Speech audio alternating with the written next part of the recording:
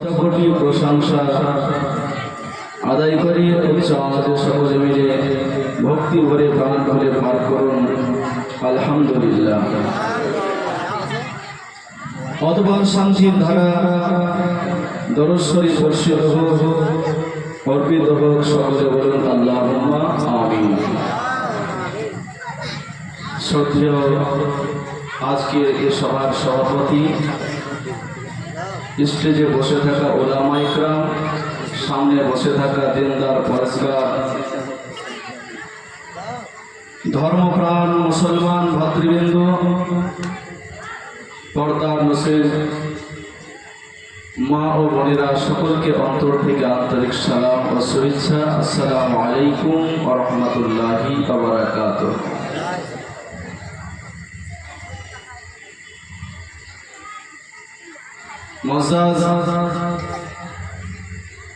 আল্লাহর অমীয় বাণী, অটুট সংবিধান আল কোরআন। এই কোরআন শরীফের মধ্যে 6666টা আয়াত আছে, 114টা সূরা আছে। 114টা সূরার মধ্যে একটা সূরাতে বিসমিল্লাহ নাই।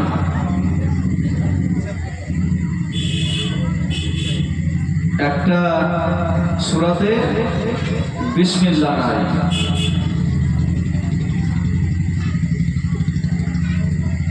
এমন একটা গ্রন্থ আল কোরআন যে বিসমিল্লাহ নাই কেন, আল্লাহ পাক রব্বুল আলামিন তিনি ভালো জানেন।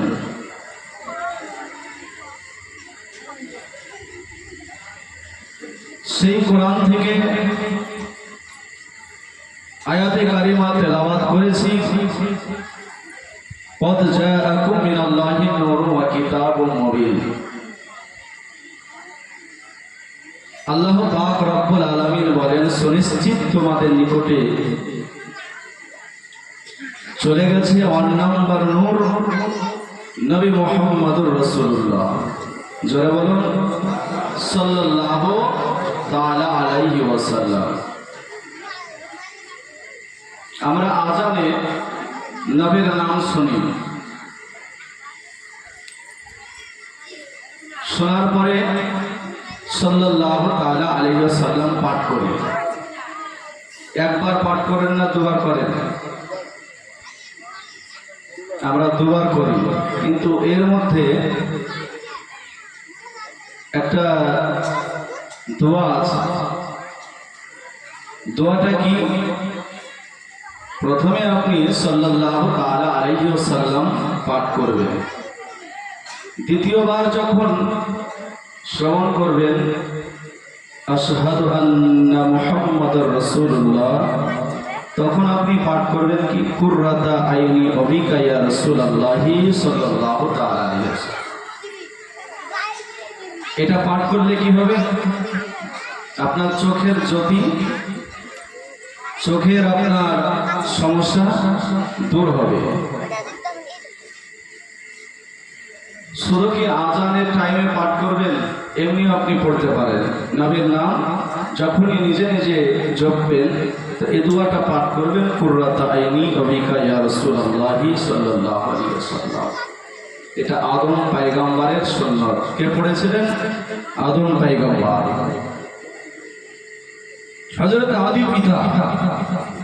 আমার নবীর নাম শুনে নয়, যখন তিনার দুই বৃদ্ধ আঙুলে নখের মধ্যে দেখতে পেলেন যে উম্মতে মুহাম্মাদের নূর, তিনি যখন দেখতে পেলেন, তিনি পাঠ করলেন কি? কুররাতা আইনি অবিকা ইয়া রাসূলুল্লাহ বলে চুমা দিলেন, দিয়ে সাল্লাল্লাহ বলে চোখে বোলালেন। এটা আদম পয়গম্বরের সুন্নাত। এবার আপনাকে যখন কেউ প্রশ্ন করবে এটা কোথায় পেলে, তা আপনি কি বলবেন? দলিল তো আপনি জানেন না, কোথায় আছে সেটাও তো আপনি বলতে পারবেন না।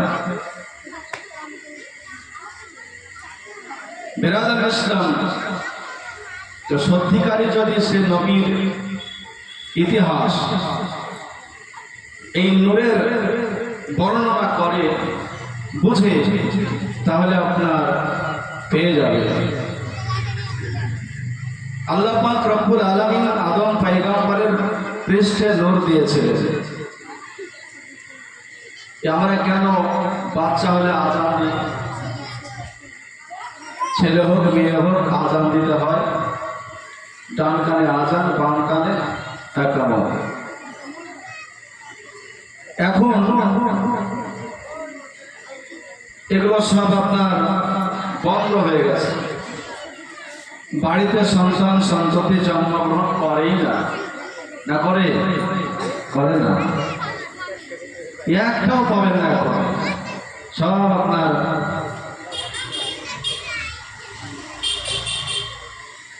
তো বেরাদার ইসলাম ওই বাচ্চাকে যখন বাড়ি নিয়ে আসবেন, তা আপনি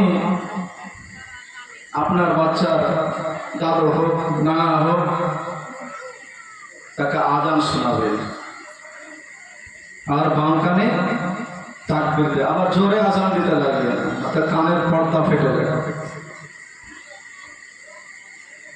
মিষ্টি মিষ্টি সুরে বাচ্চার কানে আল্লাহর ধ্বনিটা পৌঁছে দিতে হবে।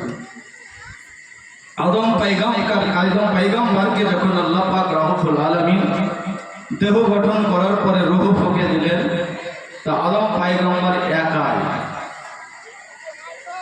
পয়গম্বর একাই পৃথিবীর দিকে তাকিয়ে তিনি থরথর করে কাঁপছে, হিলছে। জিবরাইল ফেরেশতা বলছেন, আল্লাহ কি আদম পয়গম্বর থরথর করে কাঁপছে? আল্লাহ বলছেন, হে জিবরাইল, আদম পয়গম্বরের সম্মুখে আজান দিয়ে দাও। যেমন জিবরাইল ফেরেশতা আজান দিয়ে দিলেন, আদম পয়গম্বরের থরথর করে যে কাঁপছিল, কাঁপাটা বন্ধ হয়ে গেল। বলেন সুবহানাল্লাহ। আজ যদি আদম পয়গম্বরের আজানে কাঁপা বন্ধ হয়, তা আপনার আমার সন্তান, আপনার আমার ছেলে বাচ্চাদের কানে যদি আজান দিয়ে দেওয়া হয়, তার কাছে শয়তান প্রবেশ করতে পারবে না। আপনার মার মার মার করছে না, মার মার মার মার মার কি করছে, ও কানে দেয় না, ধর ধর ধর ধর ধর বিভিন্ন রকম ভাবে আপনার ফ্রি ফায়ার। আপনি বলবেন ও কি করছে সে, দেখ আপনি কানে দেবেন, তার কারণ ওর কানে আজান দেওয়া হয়, ভালো বাক্য পৌঁছে দেওয়া হয়নি। তাহলে আমরা সবাই দূষিত হয়ে আছি। আমার ঘরে হোক, আপনার ঘরে হোক, যার ঘরেই হোক না কেন, বাচ্চাদের কাছ থেকে আমরা দূষিত হয়ে আছি। তার কারণ তার কানে ভালো বাক্য আমরা পৌঁছে দিতে পারিনি। বেরাদার, আল্লাহ পাক রব্বুল আলামিন নবী পাক সাল্লাল্লাহু তাআলা আলাইহি সাল্লামকে নূর করে পাঠালেন পৃষ্ঠে আদম পয়গম্বরের। হাজার হাজার হাজার হাজার ফেরেশতারা আপনার আদম পয়গম্বরের পিছনে সারিবদ্ধ হয়ে উম্মতে মুহাম্মাদের নূরকে আপনার দর্শন করছেন, জিয়ারত করছেন। বলেন সুবহানাল্লাহ। আল্লাহ বলছেন, ফেরেশতারা তোমরা দেখো আদম পয়গম্বরের যে পৃষ্ঠে আমি উম্মতে মুহাম্মাদের নূর দিয়েছি, তোমরা দর্শন করো। আদম পয়গম্বর বলছেন, আল্লাহ ফেরেশতারা তো দেখলো, এই নূর আমার সামনে করে দিলে হয় না? আল্লাহ বলছেন, হ্যাঁ সামনে করে দিলে হয়। আল্লাহ তো কোন বললে হয়ে যায়, আর ফায়া কোন বললে ধ্বংস হয়ে যায়। আদম পয়গম্বরের পেশানিতে উম্মতে মুহাম্মাদের নূর পৃষ্ঠ হইতে সামনে আসলো। যত ফেরেশতা ছিল সব আপনার সামনে দিকে, সব সামনে দিকে। আচ্ছা বলুন, যদি পেশানিতে নূর থাকে আপনি দেখতে পাবেন? এখন যদি জিজ্ঞাসা করি আপনারা বসে আছেন যে আপনার কপাল খান কেমন, কালো না ধলো, সেজদা দিয়ে ঘটা পড়েছে না পড়েনি, আয়না লাগবে, আয়না আপনাকে ফিট করতে হবে, মাধ্যম অবলম্বন করতে হবে, না হলে আপনার বলা সম্ভব হবে না। তো আদম পয়গম্বরের পেশানিতে উম্মতে মুহাম্মাদের নূর ফারেশতারা আদমের এদিকে তাকায় না, শরীফের দিকে তাকায় না, পেশানির দিকে তাকায়। জোরে বলেন সুবহানাল্লাহ। আল্লাহ বলছেন আদম পয়গম্বর তোমার পেশানিতে নূর দিয়েছি। আদম পয়গম্বর বলছেন আল্লাহ নূর দিয়েছো, কিন্তু আমি তো দেখতে পাচ্ছি, এই নূর দেখার সুযোগ আমাকে একটু করে দেন না। আল্লাহ পাক রব্বুল আলামিন আদম পয়গম্বরের দুই হাতের বৃদ্ধ আঙ্গুলে উম্মতে মুহাম্মাদির নূরকে পাঠিয়ে দিলেন, পেশানি হতে চলে আসলো। তো ফারেশতারা আদম পয়গম্বরের হাতের দিকে তাকায়, যেমন এদিকে হাত ঘুরায় তো এদিকে ফারেশতারা, এদিকে চাইতো এদিকে ফারেশতারা, মানে হাত যেদিকে ঘুরে নূর তো আপনার এখানে আছে। আল্লাহকে বলছেন আল্লাহ এ কি ফারেশতারা এদিকে, ফারেশতারা ওইদিকে, হাত যখন আমি পিছন দিকে তো ফারেশতারা পিছনে। এ আদম পয়গম্বর তুমি তোমার বৃদ্ধ আঙ্গুলে লক্ষ্য করো, তোমার পেশানি হইতে নূর চলে গেছে। আদম পয়গম্বর যখন দেখলেন তিনার বৃদ্ধ দুটো আঙ্গুলে উম্মতে মুহাম্মাদের নূর জ্বলজ্বল করে জ্বলছে, তিনি পাঠ করলেন কুররাতু আইনি বিকা ইয়া রাসূলুল্লাহ সাল্লাল্লাহু আলাইহি ওয়াসাল্লাম। এই জন্য আমরা নবীর নাম শুনে চুমা দিই, যে আদম পয়গম্বর উম্মতে মুহাম্মাদের নূর দেখে চুমা দিয়েছে, আর আমরা মুহাব্বতে আদম পয়গম্বরের সুন্নাত পালন করি। আল্লাহ পাক রব্বুল আলামিন বলেন কদ জাআকুম মিনাল্লাহি নূরুন ওয়া কিতাবুম মুবিন, সেই নূরের কথাই বলছেন কোরআনে। সুনিশ্চিত তোমাদের নিকটে চলে গেছে আমার নাম্বার নূর, নবী মুহাম্মদ রাসূলুল্লাহ সাল্লাল্লাহু তাআলা আলাইহি ওয়াসাল্লাম। আর একখানা নূর, সেটা হচ্ছে আল কোরআন, যে কোরআন একটা জায়গাতে ধর্ম স্থাপন করেছেন, এটা একেবারে সত্য, লা শাক্কা ফিহি, এর মধ্যে সন্দেহের কোনো অবকাশ নাই। আজকে 12 রবিউল আউয়ালের প্রথম চাঁদ, প্রথম তারিখ থেকে নিয়ে নবী পাক সাল্লাল্লাহু আলাইহি সাল্লামের আগমন দিন উপলক্ষে বিভিন্ন জায়গাতে আশিকে মুস্তাফার মহব্বতকারী ব্যক্তিরা কেউ ফাতিহার মাধ্যমে, কেউ কোরআন তেলাওয়াতের মাধ্যমে, কেউ জলসার মাধ্যমে, কেউ পতাকা উত্তোলনের মাধ্যমে আনন্দ করছে। কেন? পৃথিবীটা ছিল অন্ধকার, আইয়ামে জাহিলিয়াতের যুগ ছিল। ভারতের মাটি, ভারতবর্ষের মাটি, ভারতবর্ষের মানুষেরা যখন স্বৈরাচারী শাসকদের হাতে অত্যাচারিত হচ্ছিল, তারা যখন লাঞ্ছিত, তারা যখন তাদের কাছে মার খেত, ওই সমাজে ভারতবর্ষের মাটি রক্ষা করার জন্য ভারতের মানুষেরা, কত আলেম ওলামা, হাফেজ কারি, পাবলিক থেকে নিয়ে ঐক্য হয়ে এই মাটিকে টিকানোর জন্য, এই দেশকে রক্ষা করার জন্য জীবন দিয়েছে, রক্ত দিয়েছে।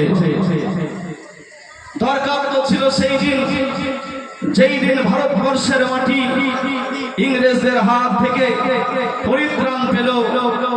উচিত তো ছিল সেই দিন 1947 সালে একটা শোক পালন করার দিন ছিল, নাকি বলেন? দরকার তো ছিল শোক পালন করা। সেই দিনে কি শোক পালন করা হয়? এটা হ্যাঁ বলেন না? যেই দিন স্বাধীনতা দিবস 15ই আগস্ট শোক পালন করা হয় কেন? অনেক তো হাফেজ কারি, হাজি গাজী, মাওলানা, পাবলিক থেকে নিয়ে তারা ভারতবর্ষের মাটিকে রক্ষা করার জন্য, নিজের দেশকে রক্ষা করার জন্য জীবন দিয়েছে, রক্ত দিয়েছে। তাদের জন্য শোক পালন করা হয় না। কি হয়? পতাকা উত্তোলন করে আনন্দ করা হয়। কেন? স্বৈরাচারীর হাত থেকে, অন্ধকার থেকে আলোতে আমরা ফিরে এসেছি। এখন আমরা আনন্দে বসবাস করব নিজের দেশে। কেউ আমাদের উপর আক্রমণ করতে পারবে না, কেউ আর আমাদের হাত থেকে কেড়ে নিতে পারবে না। তাই সেই দিনটাকে আপনার স্মরণ করে রেখেছে। বেরাদার ইসলাম জানে, আগামী প্রজন্মে যে সমস্ত বাচ্চারা এই দিনটাকে জানে, এই দিনটাকে বুঝে যে এই দিন ইংরেজদের হাত থেকে ভারতের মানুষ শান্তি পেয়েছিল।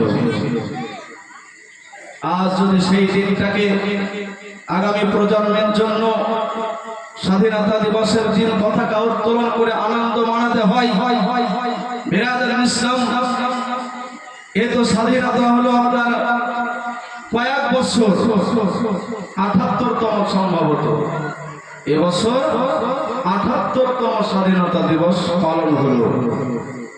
আজ থেকে ১৪৫০ বছর পূর্বে মক্কার ধাত্রীতে ছেলে নিজের বোনকে, মা নিজের ছেলেকে বুঝতো না। আইয়ামে জাহিলিয়াতের যুগ ছিল, এমন একটা বর্বরতার যুগ ছিল, এমন একটা আপনার স্বৈরাচারিতার যুগ ছিল। এগুলাকে বিকশিত করার জন্য, এই অন্ধকারকে আপনার দুর্ভিত করার জন্য আল্লাহ পাক রব্বুল আলামিন আখিরি পয়গম্বর হাবিবে দেবতেঘর শাহনশাহ জিয়াগর মক্কার সরদার মদিনাতুল আসদার নবী মুহাম্মদ রাসূলুল্লাহ সাল্লাল্লাহু তাআলা আলাইহি ওয়াসাল্লামকে 570 খ্রিস্টাব্দে 12 রবিউল আউয়াল সোমবার শুভে সাদিকের টাইমে নূরের খেলা খেলতে খেলতে মা আমিনার পেশানি, মা আমিনার রেহেম হইতে দুনিয়ার বুকে পদার্পণ করলেন। এই দিনটাতে বিরাদার ইসলাম নবী আসলেন, আর এই দিনে নবী পাক সাল্লাল্লাহু আলাইহি সাল্লাম দুনিয়া থেকে বেশাল করলেন এক শ্রেণীর মানুষ বলে, যেই দিন নবী আসলো তোমরা আনন্দ করো, আর যেই দিন নবী সেই দিন নবী তো ওই তারিখে ইন্তিকাল করেছে, কেন নবীর তোমরা শোক পালন করো না? এই কথাগুলো আপনার উত্থাপন করছে, কেন করো না? তাহলে আপনাদের কাছে আমার প্রশ্ন, যারা বলে নবীর শোক পালন করে না, আচ্ছা নবী মরা না জিন্দা? নবী জিন্দা, মরা না। নবীর শোক পালন করার প্রয়োজন হয় না। আহলে সুন্নাত ওয়াল জামাতের আকীদা, নবী পাক সাল্লাল্লাহু আলাইহি সাল্লাম জিন্দা। এজন্য তো আলা হযরত বলেছিলেন, তু জিন্দা হে আল্লাহ, তু জিন্দা হে আল্লাহ, মেরে চশমে আলম সে ছুপ জানে ওয়ালে। বিরাদার ইসলাম, নবী মরা নয়, জিন্দা। তাহলে আপনি প্রশ্ন করেন, যারা আমরা 12 রবিউল আউয়াল জশ্নে ঈদ মিলাদুন নবীর খুশি মানিয়েছি, যারা এই কথাটাকে বা এই আজকে নবী পাক সাল্লাল্লাহু আলাইহি সাল্লামের আগমন দিনকে যারা বলে যে তোমরা ঈদ পালন করো, খুশি পালন করো, নবী বেশাল করেছে, নবী মরে গেছে, নাউযুবিল্লাহি মিন যালিক, সেই দিন তোমরা শোক পালন করো না কেন? তো তাদেরকে এটাই আপনি উত্তর দিবেন, যেই দিন স্বাধীনতা দিবস হয় সেই দিন তো শোক পালন করার দরকার ছিল, সেই দিন কেন আনন্দ করা হয়? হাজার হাজার মানুষ দেশের জন্য জীবন দিয়েছে, হাজার হাজার মানুষ দেশের জন্য প্রাণ দিয়েছে, রক্ত দিয়েছে, হাজার হাজার আপনার দেশপ্রেমিক মানুষেরা নিজের গলাকে আগিয়ে দিয়েছে।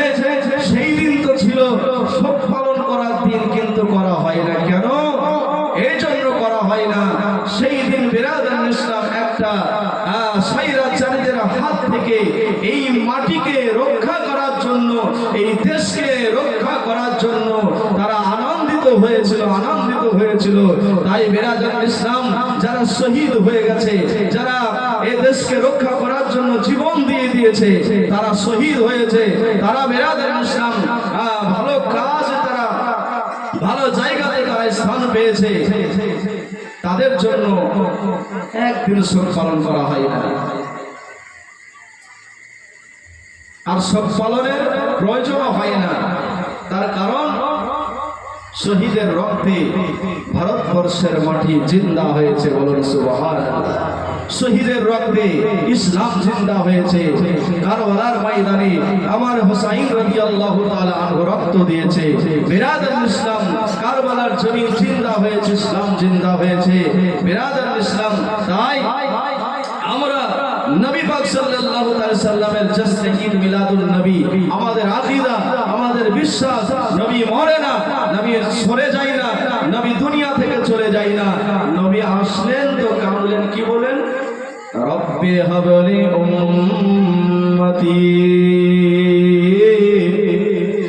রব্বি হাবলি উম্মতি।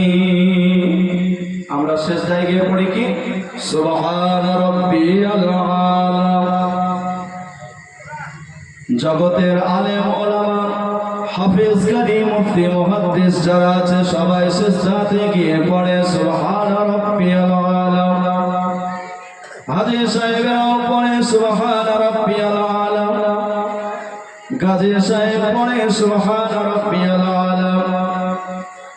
পৃথিবীর যে কোনো জায়গাতে যে কোনো মুসলমান যখন সিজদা দেবে সুবহান রাব্বিয়াল আলা তাকে পড়তে হবে, সুবহান রাব্বিয়াল আলা তাকে আপনার জপতে হবে।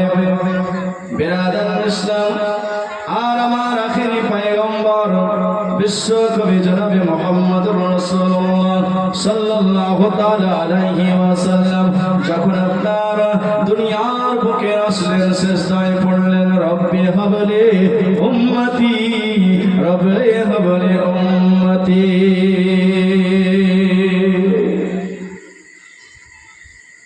আমরা করলাম খোদার প্রশংসা, আমরা করলাম আল্লাহর প্রশংসা।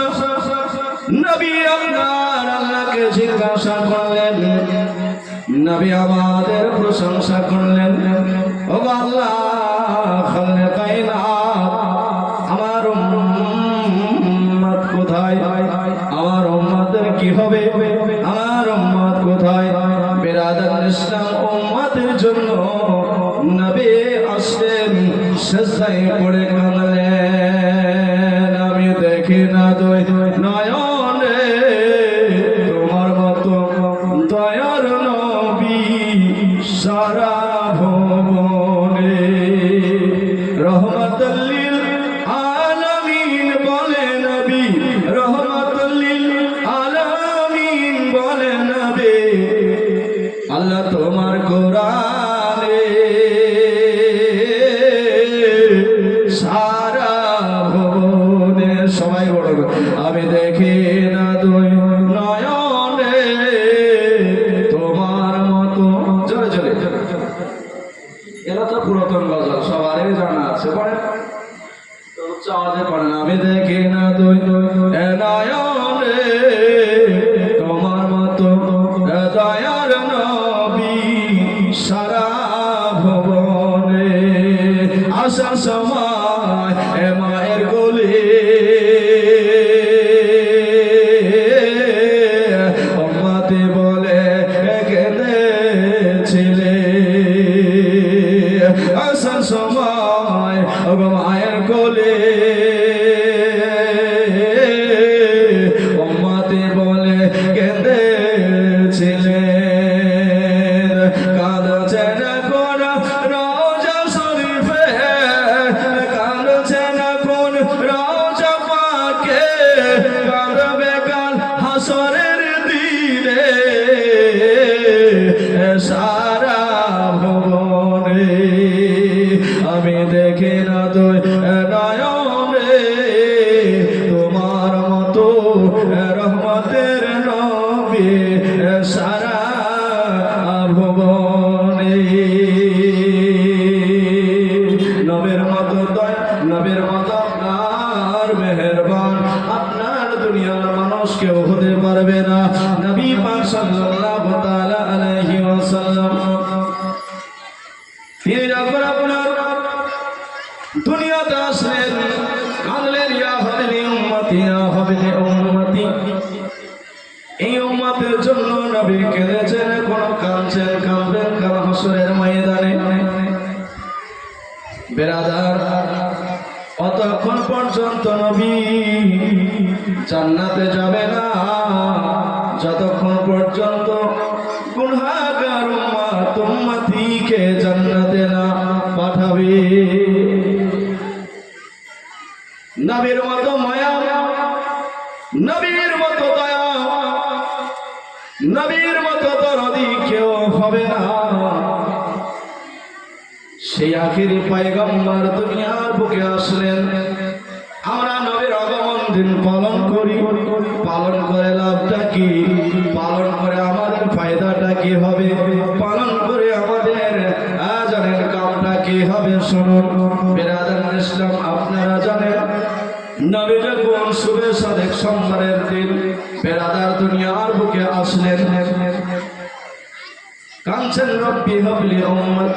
খবর হলো চতুর্দিকে মক্কার বেরাদার সবাই দেখতে আসলো। একের পর এক নবীকে দেখে, নবীর প্রশংসা সবার মুখে। এদিকে আবুল আহাবের দাসী, আবুল আহাবের বাদী আপনার সেও খবর পেল, যার নাম হচ্ছে সোয়াইবা। এই সোয়াইবা আপনার করল কি? আমার নবী পাক সাল্লাল্লাহু তাআলা আলাইহি সাল্লামকে আপনার দেখতে গেল।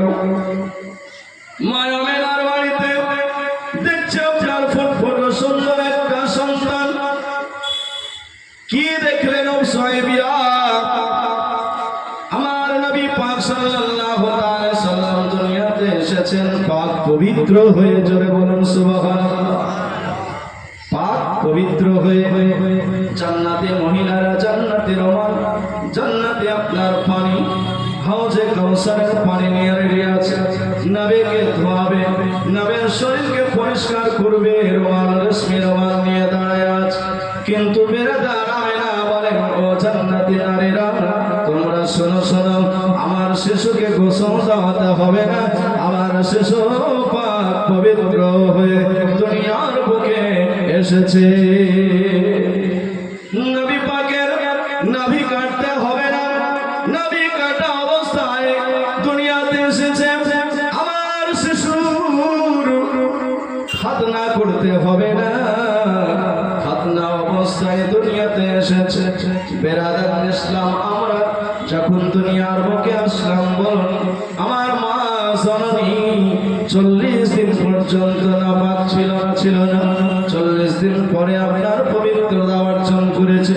বেরাদার, আমাদেরকে গোসল দেওয়া হয়েছে, আমাদের নাভি কাটা হয়েছে, আমাদের সময় মতো খাতনা করা হয়েছে।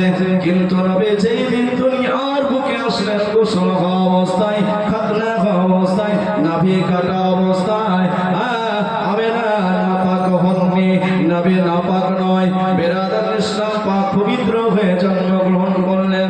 সোয়াইবা নবী পাক সাল্লাল্লাহু তাআলা আলাইহি সাল্লামের এই সমস্ত দৃশ্যগুলো দেখার পরে মনের মধ্যে বলছে, মনে মক্কার মানুষেরা একের পর এক আসে, নবীকে দেখে যায়, আমিনার সন্তানকে দেখে যায়, আব্দুল্লাহর ছেলেকে দেখে যায়, আব্দুল্লাহর লাখতে সিদারকে দেখে যায়। কিন্তু আমার মনে আবুল আহাবকে ঘুমটা ভাঙলো না, আবুল আহাব আতারকে ঘুমটা ভাঙলো না। সোয়াইবি খুশিতে আপনার চলে আসছে, যাই আবুল আহাবকে একটু ডেকে দিই, হয়তো সে ঘুমাচ্ছে, খবরটা পায়নি। আবুল আহাব একবার আসিয়া শিশু নবীকে দর্শন করে নাই, শিশু নবীকে যেন দেখে নাই। সোয়াইবিয়া যখনই আপনার দরজার সম্মুখে চলে আসার পরে আপনার দরজাতে আওয়াজ দিল, খটখটালো। আবুল আহাবের ঘুমটা আপনার ভেঙে গেল, আবুল আহাবের ঘুমটা আপনার ভেঙে গেল। আবুল আহাব রাগান্বিত, দুই চোখ আপনার রক্তে রঞ্জিত, লাল হয়ে আছে। তলোয়ার নিয়ে আবুল আহাব দরজাটা খুলেছে, মনের মধ্যে তার একটাই ইরাদা, কে রে আমার কাঁচা ঘুমের ব্যাঘাত ঘটিয়ে দিলে, আমার জিন্দা ঘুমের ব্যাঘাত ঘটাইয়া দিলে, আমি তাকে জিন্দা রাখবো না, আমি তার গণদান উড়াইয়া দেব। দরজা খোলার পরে তলোয়ার খানা হাতে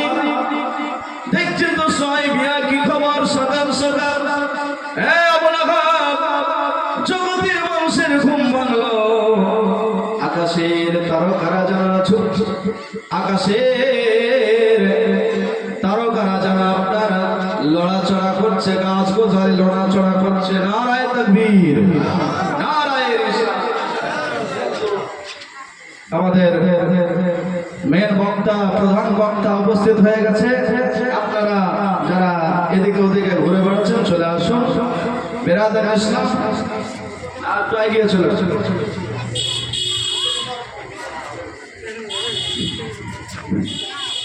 বেরাদার।